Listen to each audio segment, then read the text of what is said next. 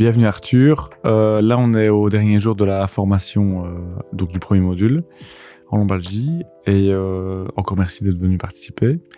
Donc toi, tu es tout jeune kinésithérapeute et c'est hyper dynamique pour nous et dynamisant parce que ça veut dire qu'on répond vraiment à une attente et à une demande.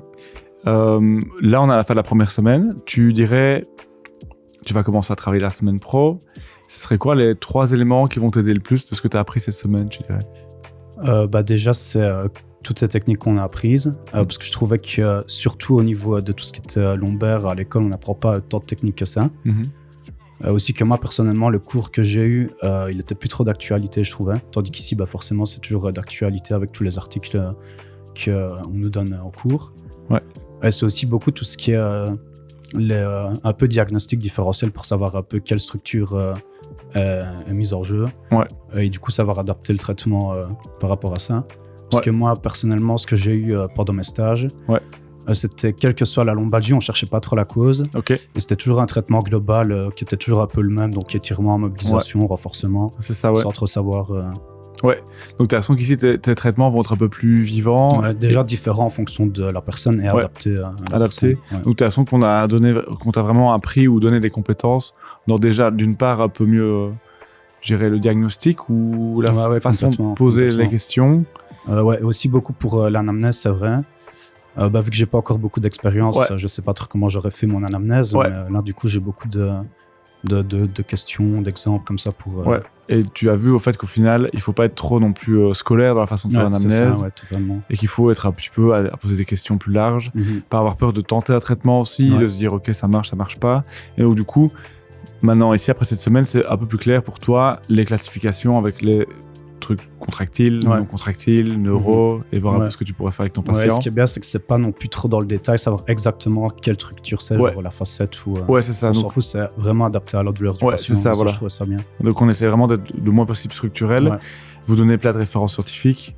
Tu trouvais pas que c'était trop lourd au niveau des références scientifiques ou trop scolaire? Non, ça par contre, pas du tout. Surtout qu'il vous adaptez souvent avec des petites histoires personnelles et professionnelles, et ça je trouvais ça bien. Ouais. Donc ça c'est toujours ici on essaie toujours d'Orbom d'avoir des formateurs qui ont des cabinets privés et des gens qui ont du terrain, comme ça on peut vous nourrir d'exemples concrets. Si toi tu devais, parce que je sais que tes 2 parents sont kinés, si tu devais leur dire un peu les points forts ou l'argument de dire, par exemple, si tu voulais convaincre tes parents de venir ou de dire, ok, le groupe était comme ça, ou qu'est-ce que tu dirais un peu et qu'est-ce qui te reste après cette semaine un peu d'expérience?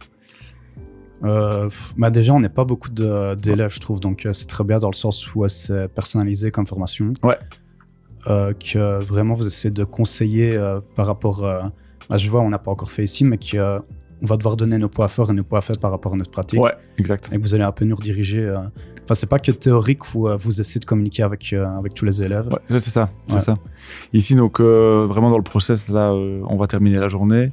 Là, je vais vous redemander de faire un peu une SWOT-analyse sur vous-même. Et alors, j'ai voulu le faire à la fin de la première semaine parce que du coup, en fait, ça va vous forcer, je pense, à mieux vous analyser vous-même. Parce que comme vous avez eu une première partie de la formation, vous, je pense, allez mieux identifier vos faiblesses et vos forces en vous disant, ok, cette matière-là, ça j'ai bien compris, ou là, ça j'ai pas bien compris.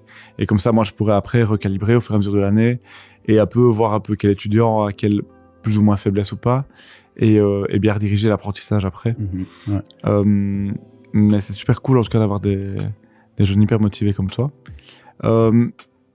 Tu dirais que la plus-value, donc tu parlais du petit groupe, donc c'est vrai qu'on essaie de toujours être moins de 20, parce que c'est vrai que quand on dépasse trop le nombre de 20, on se dilue. Et donc, à tes parents, tu leur dirais, ok, maintenant je vais être capable de prendre en prise en charge les lombalgiques assez aisément, ou en tout cas j'aurai une meilleure approche pour les aider. Est-ce que tu crois que pour eux, venir ici, quel plus ils auraient eux à venir ici en tant que kiné de terrain depuis des années? Déjà, je pense que vu que c'est comme des plus vieux kinés, il y a quand même beaucoup de choses qui ont changé depuis 30 ans, parce que je pense qu'ils ont été diplômés il y a bien 30 ans de ça. Et la prise en charge qu'on voit ici, à mon avis, ça leur dirait rien du tout, quoi. Et je trouve ça... donc, même pour eux, ce serait vraiment nouveau. Donc, tu as un peu le sentiment que le contenu qu'on propose, tant pour un jeune étudiant comme toi, ce sera un contenu nouveau et un chouette apprentissage, donc tu vas plus loin dans la matière. Et pour des gens qui sont de terrain et tout, il y a quand même toujours du nouveau à apprendre.